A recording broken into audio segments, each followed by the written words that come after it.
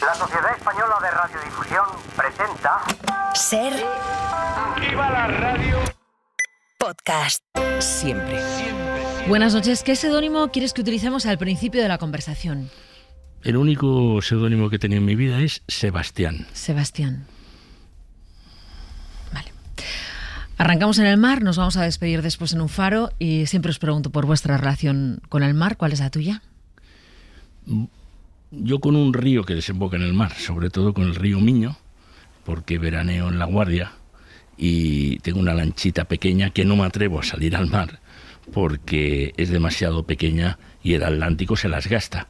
Pero vamos, estamos ahí mirando el mar desde el otro lado, incluso hay una pequeña islita y hasta ahí llegamos si la marea está baja, pero luego para adentro. ¿Y te gusta el sonido del mar cuando estás en esa lancha? Por supuesto. ¿En esa barquita? Por supuesto.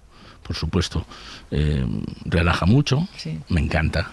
Y bueno, yo soy de tierra interior y entonces pues siempre he sentido un atractivo, lógicamente, por el mar.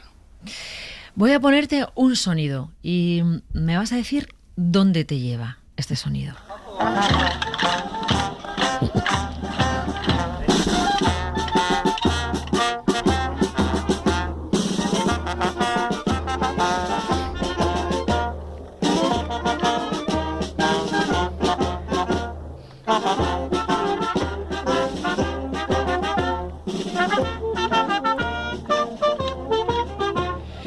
Te gustaría estar con los bastones de madera, bueno, ¿no? Si me llegas a avisar, los tengo en mi casa. Claro. Me hubiera encantado traerlos. Es que es el de tu pueblo, es el sonido de tu pueblo. Claro, así es. Y de la fiesta mayor, 30 de julio. Pase lo que pase, que me vayan a buscar allí me encuentren. Camporrels. Vale, ¿tú hacías esta fiesta desde pequeñín? Sí. ¿Sí? ¿La hacías? ¿Te vestías? Sí. Cuando tenía 5 años, la primera vez que recuerdo. Luego, cuando yo tenía 9, con mis padres emigramos a Barcelona. Y aquello se perdió, no porque no fuéramos nosotros, sino porque hubo una salida muy fuerte, una emigración muy fuerte. Pero luego, años después, yo tenía 27 años, volví y con un familiar mío, Josep Ramón Vidal, y con otras personas de allí, y uno del pueblo que era músico en la Orquesta Ciudad de Barcelona, conseguimos recuperar aquellas partituras, enseñarle a los jóvenes, y desde entonces, que han pasado pues bastantes décadas, no hemos fallado ningún día, ninguna fiesta mayor. ¿Qué tiene de especial el baile de los bastones? Bueno, el bailar haciendo este sonido con los bastones. Bueno, eso representa viejas ceremonias agrarias y viejas luchas guerreras. Esa es la explicación que damos. Y hay distintos bailes y es tradición llevar pues a tus hijos también para que después se incorporen, y nietos, y así sucesivamente. De hecho, en el pueblo solamente quedan 139 personas en este momento. Uh-huh. Ojo, 139 personas y 4 candidaturas municipales, que no está mal. No está mal. La capacidad de debate que hay ahí. No está mal, sí. No está mal. Y luego... la fiesta mayor, pues depende si es sábado o domingo, que entonces van más personas, pero nunca bajamos de 100, contando mayores y contando niños. Yo soy de los más veteranos. Mi hermano me decía, pero retírate, hombre, porque esas cuestas y ese calor. Digo, pero en el cuadro que yo bailo, hay uno de 92 años. ¿Cómo me voy a ir? No puedo parecer tan flojito. No. ¿Fue traumática para ti esa salida del pueblo para llegar a la gran ciudad, a Barcelona con tus hermanos? Ya tenías 9 años, la vida empieza otra vez porque tu padre tiene que buscar un trabajo nuevo, tu madre también se pone a trabajar. O sea, ¿fue traumático para ti ese cambio? Bueno, yo salí, recuerdo llorando, lloraba aquel día, pues porque me daba mucha pena abandonar el pueblo. Mi padre había salido un año antes a buscar trabajo, ya lo había encontrado un piso y entonces ese día emigrábamos el resto de la familia. Lo recuerdo, sí, con mucha nostalgia, sobre todo ir a despedir a mi abuelo. Yo vi a llorar a mi abuelo ese día por primera vez en la vida, nunca más. Y me impresionó mucho. Pero luego nos adaptamos muy bien a Barcelona, porque de hecho somos aragoneses de habla catalana y por tanto lo teníamos muy facilito. Tú viviste, siendo muy pequeño, una de las inundaciones más fuertes, ¿no? La de Llobregat. ¿Cómo recuerdas esa inundación? O sea, en el año, creo, 62, ¿puede ser? En el 62.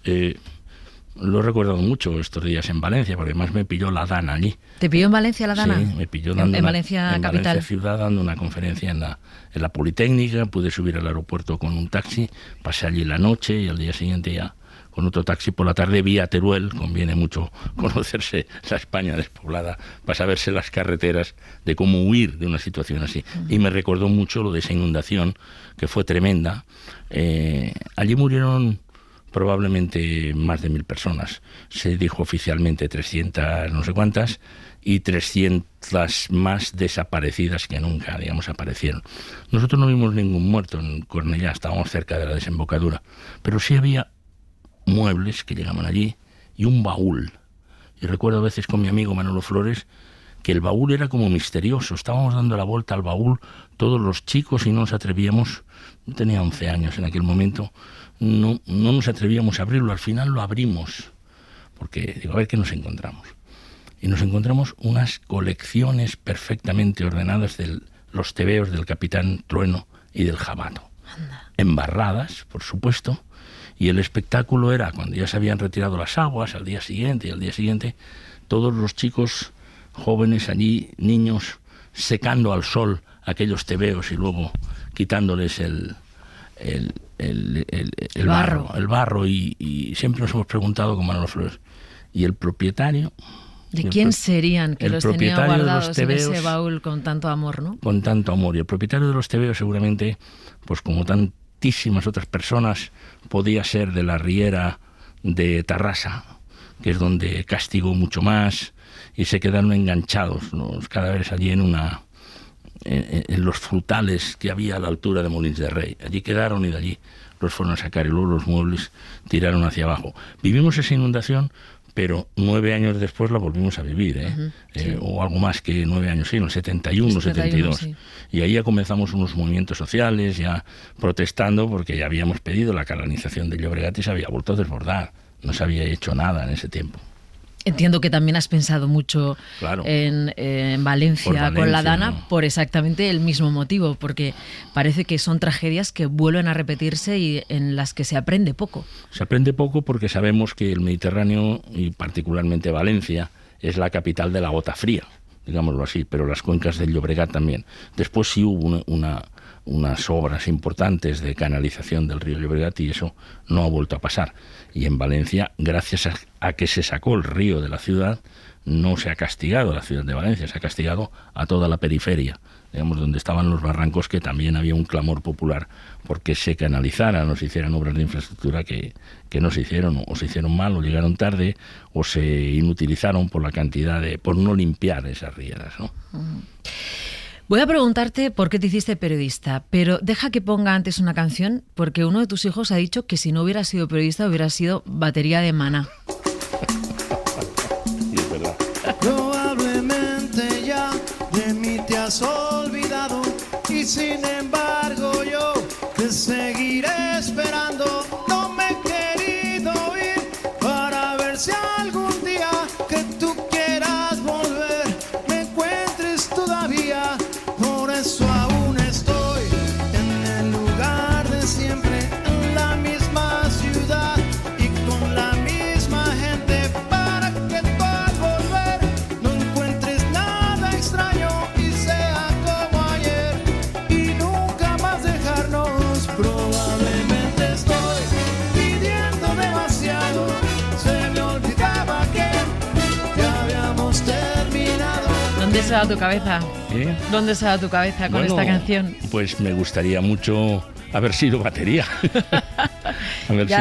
Con los bastones, ¿no? No, ya no, con el vale de bastones. No solamente con los bastones, pero además es la canción que más me gusta esta. O sea que es una de las que más me gusta y donde el batería es extraordinario. Lo he visto 2 veces, 3 en conciertos y me parece que es un fuera de serie. Aunque no hubiera sido tan bueno como él, pero me hubiera encantado ser batería de un conjunto como este, ¿no? Porque quizá asociaba en la fiesta mayor, cuando venían los músicos, siempre les veía gente joven, gente feliz, contenta, y bueno, aquello era muy, muy inspirador. Demasiado, se me olvidaba que ya habíamos terminado, que nunca volverás, que nunca me quisiste, se me olvidó. No, y tiene esta letra tan coplera en realidad, ¿no? Sí. Se me olvidó que ya habíamos terminado, se me olvidó que me olvidaste. Sí, son rancheras que ellos, Sí, rancheras. ¿Verdad? que ellos han adecuado, digamos, han hecho unas versiones muy, muy bonitas y muy interesantes. ¿Por qué Manuel Campo Vidal se ha puesto Sebastián de seudónimo? Pues me he puesto Sebastián de seudónimo porque era el seudónimo que yo tenía en una organización clandestina en favor de la democracia. Y me puse Sebastián porque era como se llamaba mi abuelo, José Sebastián Vidal, que siempre decía, no os metáis ahí, cuidado, que era el final de la dictadura. Y yo dije, tenía que elegir un nombre en una de aquellas reuniones que fue, y dije, bueno, me pondré Sebastián, porque si me detienen mi abuelo se va a enfadar mucho. Pero si sabe que me llamo Sebastián, quizá será un punto a su favor. Y siempre he tenido ese nombre de Sebastián con mucho cariño. Afortunadamente no he tenido que utilizarlo más porque conseguimos la democracia, pero le tengo un gran respeto a ese nombre, ¿no? Porque es el único seudónimo que he tenido en la vida, ¿no? ¿Por qué te hiciste periodista? Yo he reconstruido, que soy muy de datos, a través de la conversación con el del coche línea, que es el que nos unía a Lleida y por tanto el que traía. ¿Qué traía? ¿Cuántos periódicos traía usted? Y traía 6 cada día. Sumábamos 4 en la familia, era el maestro y el bar.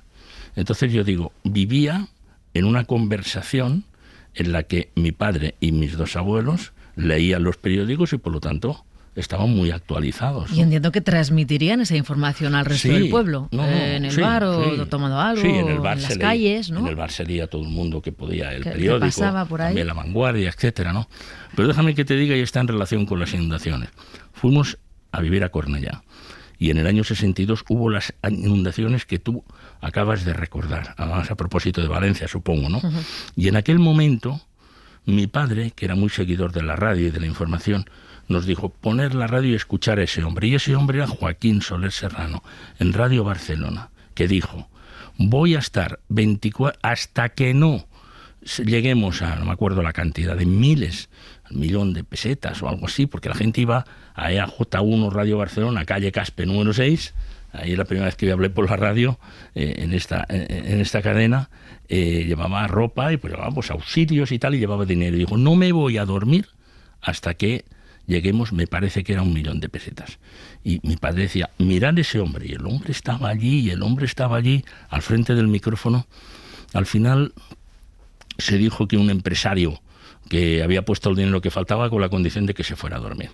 Años después investigamos y creemos, pero no lo hemos podido probar, que fue el mismo gobierno civil de Barcelona el que dijo, den ese dinero ahí y que se calle ya esa emisora, Joaquín Soler Serrano. Otra de la gente y otra de la solidaridad. Otra de la campaña de solidaridad, en aquella inundación, sí, y en esta. Concha García Campoy, que vivía en Tarrasa y que estuvo a punto de fallecer porque se les llevó la casa, pero pudieron salir ellos, años después hizo una entrevista a Joaquín Soler Serrano. Hablaron de las inundaciones, hablaron de ese momento y acabaron los dos llorando en el micrófono. Pero yo probablemente fui periodista por aquel microclima familiar que teníamos, aunque vivíamos en el Pirineo, pero además por aquel impacto de lo que vi en aquel momento de aquel hombre heroico, me parecía, y esa solidaridad radiofónica que movilizó tanto. Sí, sí. ¿Sabes que he traído la voz de Concha contigo cuando presentabais en Televisión Española el telediario? Estamos ahora hablando de transportes y vamos a seguir hablando de transportes, Concha. Sí, porque 120 vuelos han cancelado las compañías aéreas españolas a causa de la nueva huelga de controladores que se ha iniciado a las 0 horas de hoy y que terminará a las 12 de la noche de mañana. Podríamos decir que esta noche, para entendernos. Sin embargo, los vuelos por territorio español están garantizados. ¿Esa etapa? Bueno, esa etapa fue muy interesante. Yo ya presentaba el telediario de las 9 de la noche en Televisión Española y pasamos a parejas. Y a mí me tocó, por suerte, a Concha. Ella solía decir, y por suerte me tocó a mi Manuel, pues mira que bien. Y fuimos muy amigos, muy cómplices, nunca novios. Nos gustaba a los dos decirlo ahí. Y pasábamos tiempo sin vernos y seguíamos la conversación normal. Fuimos 27 años amigos hasta que, desgraciadamente, ella desapareció, ¿no? Bueno, a mí me pasaron al telediario de las 3 con ella, porque así a las 9 hacía un programita que se llama Punto y Aparte, que era una entrevista después del telediario de las 9 y me daba tiempo a prepararla, a recibir a los invitados. Fue una época muy bonita, digamos, en televisión, y después, fíjate, vino la época de la SER y estuve aquí haciendo ahora 4 años y fui muy feliz también en esta casa. Son las 11 de la noche, las 10 en las Islas Canarias. En la cadena SER, hora 25. Buenas noches, les habla Manuel Campo Vidal. El parte de la batalla política nacional podría muy bien rezar... El parte de la batalla política nacional podría ser una forma de empezar hora 25 hoy en 2024, igual que en aquel 1987. Bueno, hoy el parte de la guerra es mucho más, digamos, cruenta en este momento. Digamos el parte de la guerra, no el parte de la batalla, de la guerra política. No de la guerra política, ¿no? Porque vivimos cosas realmente sorprendentes y preocupantes.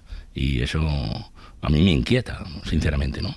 Porque hay mucho bulo en las redes, pero cuando a veces algunos bulos saltan a programas de televisión o saltan a programas de radio, entonces la cosa ya es mucho más compleja, porque yo creo que los medios tradicionales, prensa, radio y televisión, en cierto modo están también para dar una patina de identidad. Es seguro que lo dice ya lo dice la televisión también, no solo las redes. Bueno, lo que estamos viviendo en estos tiempos, pues la verdad es que algo se tiene que hacer, hay que verificar las noticias y no se puede decir que cada uno diga lo que crea conveniente, porque entonces pues nos creeremos que hay 700 o 2.000 muertos en un parking en el que después resulta que no había nadie fallecido, ¿no? Es terrible lo que hemos vivido también últimamente. Yo creo que en Valencia ha habido una tragedia increíble, pero ha habido también una catástrofe comunicativa, a todos los efectos. Y estoy precisamente escribiendo sobre esto y estudiando un poco y recopilando datos, porque la comunicación es muy importante, pero los tiempos en la comunicación son fundamentales, porque si avisa 6 horas tarde, pues ya me dirás, pero en general ha habido una catástrofe comunicativa que creo que nos tiene que hacer reflexionar para ver si somos capaces un poco también todos de desembarrar no solamente las calles, sino también algunos sistemas de comunicación. Es verdad que la mentira, lo decía el otro día Javier Cercas, decía, la mentira nunca ha tenido tanta capacidad para propagarse. Yo pensaba, nunca la verdad ha tenido también tanta capacidad para propagarse. Sin embargo, por lo que sea, está ganando la mentira. Y yo también me pregunto hasta qué punto nosotros, los medios de comunicación, tenemos que hacer un trabajo de autocrítica. ¿De qué responsabilidad tenemos nosotros, los medios, que en teoría somos a los que estamos pidiendo a la gente que vaya, ¿no? Id a medios con credibilidad, leed a los medios convencionales, no os fiéis solo de las redes. Tenemos que hacer un análisis y parte de autocrítica, porque nosotros también estamos siendo responsables de eso. Por lo que sea, la verdad y la mentira tienen la misma capacidad de propagación en este momento y la gente tira por la mentira. Bueno, hay estudios, hay uno concretamente del MIT, del Massachusetts Institute of Technology, que dice que una mentira falsa, o sea, una información falsa, circula 70 veces más rápida que una verdadera. ¿Por qué? Porque es más impactante, porque es más llamativa. O porque la contamos de una forma más impactante y más llamativa también, ¿no? Al ver, caramba, qué barbaridad, y entonces le das con una facilidad increíble al clic. Hay que pensar un poquito, mucho, hay que pensar desde luego muchísimo antes de darle un clic de algo que no tenemos realmente contrastado, ¿no? Porque si no, vamos mal. Es verdad lo que dices, Mara, debemos hacer una autocrítica, pero al mismo tiempo también tenemos que hacernos fuertes en el sentido de que toda esta situación es también una oportunidad para el periodismo serio, para marcar las diferencias. Trump ha ganado las elecciones cuando claramente ha hecho siempre una defensa de decir lo que quiera y la defensa de la mentira, de las fake news. Y ha ganado claramente, quiero decir que ha arrasado. Sí, arrasado. Nos pensábamos que ganaría, pero no que ganaría por tanto. Claro. Y no que arrasaría. El partido, digamos, demócrata se lo puso muy fácil porque sacó a la candidata 4 meses antes, si no llegase por aquel debate en el que Trump trituró a Biden, pues en su entorno decía no, que continúe, lo cual era bastante patético, digamos, lo que estaba sucediendo. Pero tienes razón que ha quedado como un estilo de denigrar a las personas y de utilizar el ataque personal a tantas personas, a tantos países y a lo que sea, como una forma normal, entre comillas, normal, de hacer política. Claro. Hablando de debates, te he traído aquel primer debate entre Felipe y Aznar.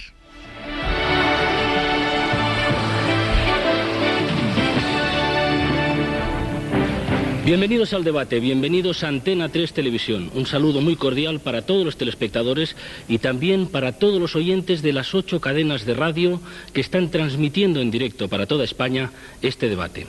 Es un gran acontecimiento de la historia audiovisual española, es realmente algo importante porque se abre una página hasta ahora cerrada en el relato electoral español. Uno de los 2 hombres que nos acompañan será el próximo presidente del gobierno español. El próximo presidente se puede llamar Felipe González. Buenas noches. Buenas noches. Y a partir de ahora me va a permitir que durante el debate le dé el tratamiento de candidato del Partido Socialista. Me parece perfecto.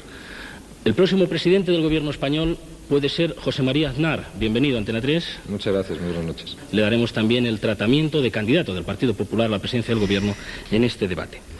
1993, primer debate televisado entre 2 candidatos a la presidencia del gobierno de este país. Has contado muchas veces cómo fue todo en cuanto a preparativos, en cuanto a quién cierra el debate, la movida que se montó dentro del debate. No. Un lío ahí.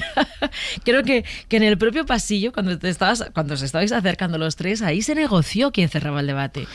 En realidad en ese pasillo lo negociábamos con Javier Arenas y con Chiqui Venegas. Y no había acuerdo, y al final decían cosas, ¿no? Pues nada. Javier, que es muy simpático y nos hemos reído muchas veces con esto, decía, bueno, Chiqui, tú sales por el Partido Socialista y yo salgo por el Partido Popular. Y bueno, si vamos de reservas, yo saco a Carrascal, entonces, bueno, no seas cabrón, no sé qué, con lo que dice.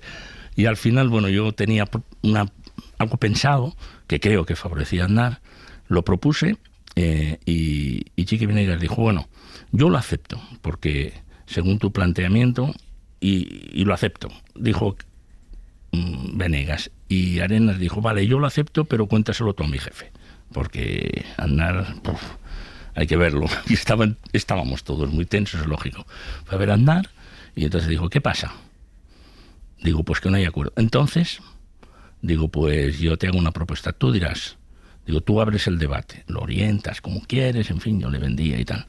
Y luego, la primera parte del debate, antes de la publicidad, la cierras tú. Vale, ¿y qué pasa en la segunda? Digo, pues en la segunda abres tú la segunda parte del debate. Y dice, sí.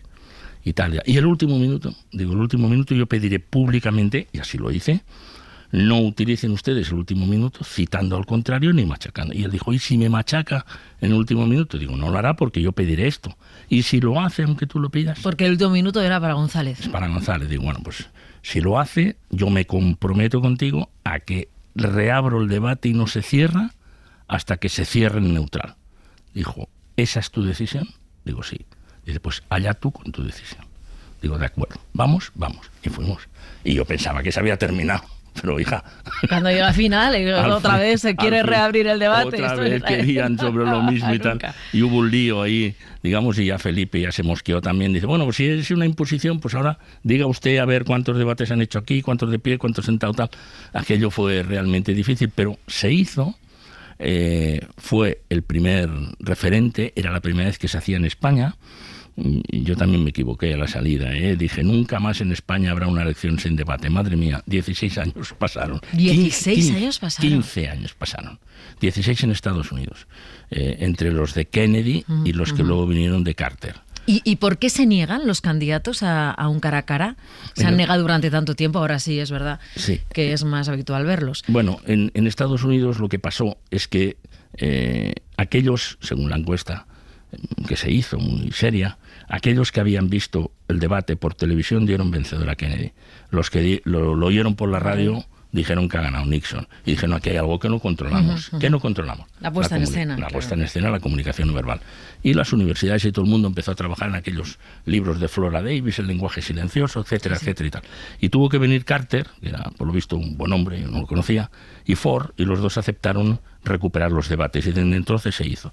En España, Aznar salió muy molesto de aquellos debates. Ganó el primero, al que estamos hablando. Yo fui a pedir un debate con Asensio y nos dieron 2. Y bueno, el segundo se hizo en Telecinco. Pero salió muy molesto pues porque decía que el segundo sí ganó claramente Felipe González, el primero lo ganó Aznar. Y entonces él no quiso hacerlo en el año 96. Felipe dijo incluso, he perdido las elecciones, me han faltado una semana de campaña o un debate. No se hizo. Por tanto, en el 96 ya no hubo.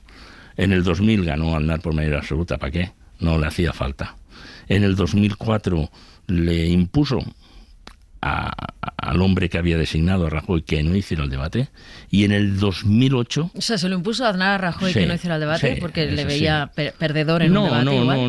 No, porque él estaba con que no se tenían que hacer los debates, porque y además Rajoy lo quería porque había sido designado.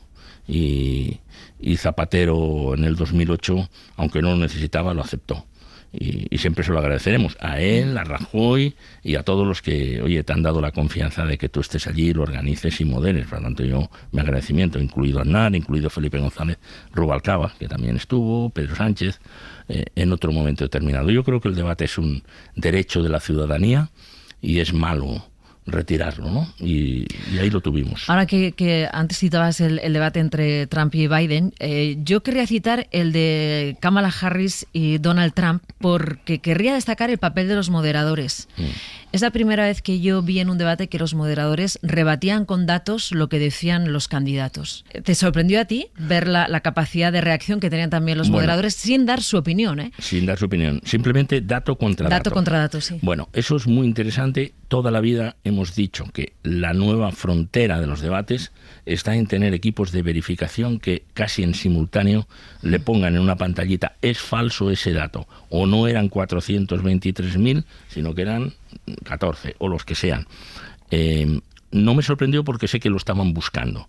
Lo que pasa es que cuando lo ves, efectivamente, no es que le descalifiques, no dice, mire, lo que ha dicho usted no es cierto. Sí.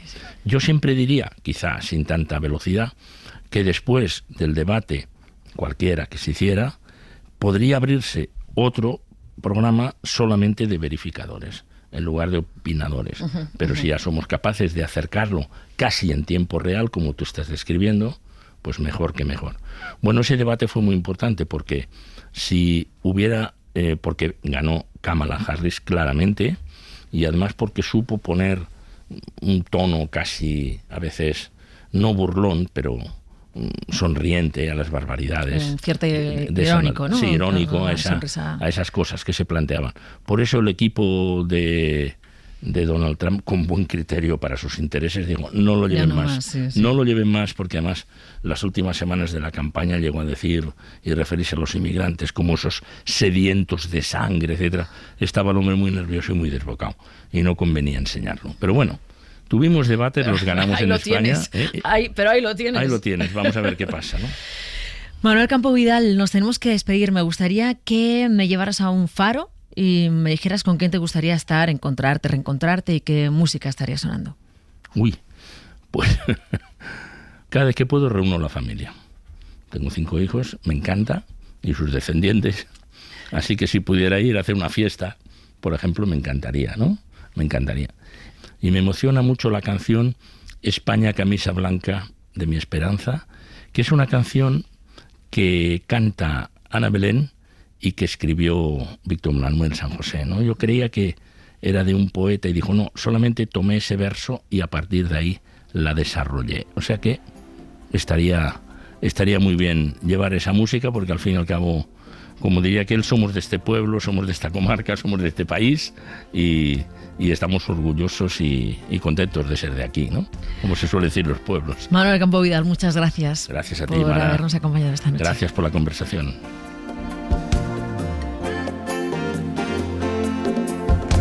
España, camisa blanca de mi esperanza, reseca historia que nos abraza, con acercarse solo a mirarla. Paloma buscando cielos más estrellados, donde entendernos sin destrozarnos, donde sentarnos y conversar. Para no perderte ningún episodio, síguenos en la aplicación o la web de la SER, Podium Podcast o tu plataforma de audio favorita.